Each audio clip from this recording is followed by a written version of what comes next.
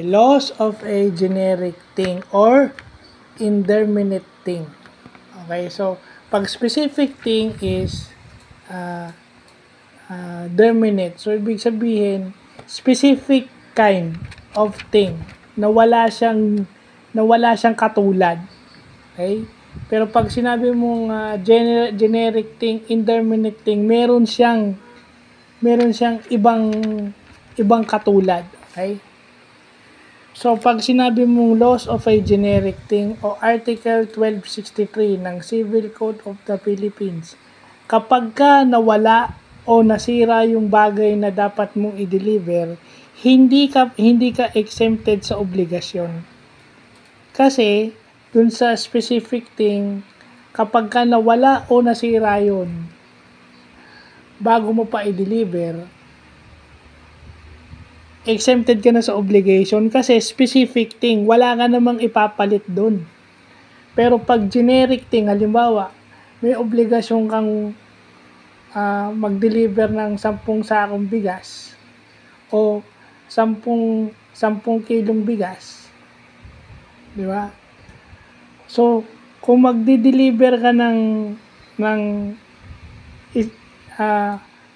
dalawang plastic na tig 5 kilo, nakapalit ng 10 kilong dapat i-deliver mo pero hinati mo, pwede.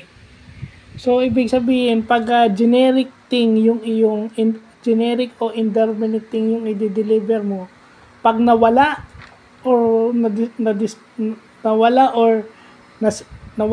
na-distract yun o nasira yun, at kung meron namang ibang type o pwede mo namang palitan kasi generic yung bagay na gagawin mo, ibig sabihin pwedeng palitan kasi meron siyang katulad,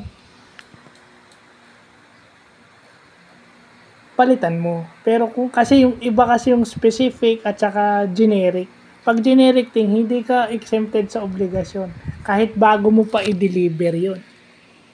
Lalo na kung ang i-deliver mo generic na bagay. Pag generic na bagay, may ibang katulad.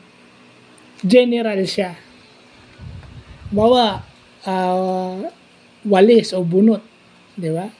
Kung magdi-deliver ka ng 50 na walis tambo at nawala yun o nasira yun bago mo pa i-deliver, since nakapangako kang dideliveran mo siya, yung supplier mo hindi nakapag manufacture. So, anong gagawin mo? Para matupad mo yung obligasyon mo, kukuha ka sa iba ng 10 walis tambo. Kasi generic thing yung may kapalit. Hindi kagaya pag specific thing, wala. Basta mga generic na bagay, hindi ka exempted sa obligasyon or hindi nawawala sa yung obligasyon to deliver kapag ka generic thing. So, yun ang kaibahan yung Article 1263 of the Civil Code of the Philippines na related din sa business, lalo na sa delivery. So, sa mga nagti-TikTok shop, naglalasada, at kung kahit sinong nagdi-deliver dyan, sana makatulong to sa inyo. Ito yung mga importante sa batas na kailangan nating malaman.